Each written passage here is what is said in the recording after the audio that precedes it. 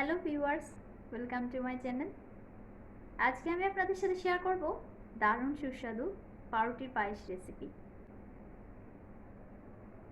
আমার চ্যানেলে সব ভিউয়ার্স এবং সাবস্ক্রাইবারদেরকে অনেক অনেক ধন্যবাদ পাশে থাকার জন্য।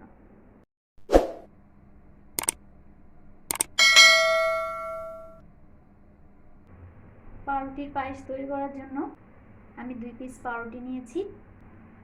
পাউরুটির টুকরোগুলোর চারপাশ বাদ দিয়ে দিয়েছি।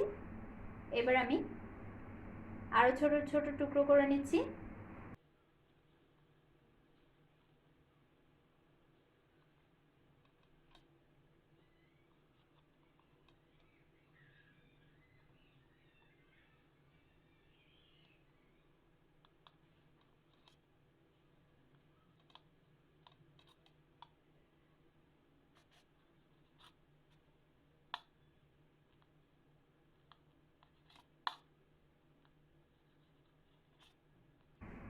পাউরুটির টুকরোগুলোকে আমি আরও ছোট ছোট টুকরো করে নিয়েছি।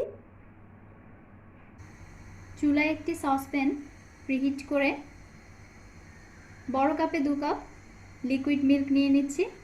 দুধটা অবশ্যই ঘন হতে হবে। লো ফ্লেমে রেখে দুধটা একটু গরম করে নিব। দুধ গরম হয়ে গেলে দিয়ে দিচ্ছি একটি তেজপাতা। আমি 2 টুকরো করে দিয়ে দিচ্ছি তেজপাতাটি। অ্যাড করে দিচ্ছি একটি লবঙ্গ, 2টো এলাচ আর ছোট 1 টুকরো দারুচিনি। অ্যাড করে দিচ্ছি কিছু কিশমিশ।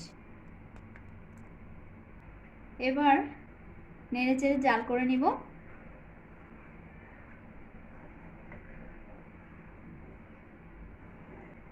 চুলা মিডিয়াম ফ্লেমে রেখে জাল করে নিচ্ছি। অনবরত নাড়াতে হবে যাতে পাত্রের তলায় লেগে পুড়ে না যায়।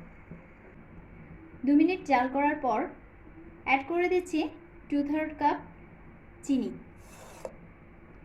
চিনিটা যে যেরকম মিষ্টি খেতে পছন্দ করেন সে অনুযায়ী অ্যাডজাস্ট করে নেবেন। চিনিটা নেড়েচেড়ে মিশিয়ে নিচ্ছি। চুলা মিডিয়াম ফ্লেমে রেখে আরও 2 মিনিট জাল করে নিচ্ছি। লক্ষ্য রাখতে হবে যাতে পাত্রের তলায় লেগে পুড়ে না যায়। এবার অ্যাড করে দিচ্ছি কেটে রাখা পাউরুটির টুকরোগুলো।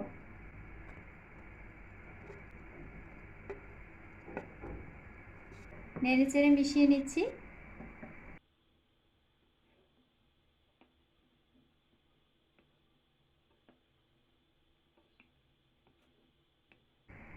চুলা লো টু মিডিয়াম ফ্লেমে রেখে আরও কিছু সময় জাল করে নিচ্ছি। 5 মিনিট জাল করার পর আমি চুলা অফ করে দিচ্ছি। পাউরুটির পায়েস তৈরি হয়ে গেছে। পরিবেশনের জন্য অন্য একটি পাত্রে নিয়ে নিচ্ছি। আপনারা চাইলে কিছু আমন্ডের টুকরো দিয়ে ডেকোরেট করে নিতে পারেন।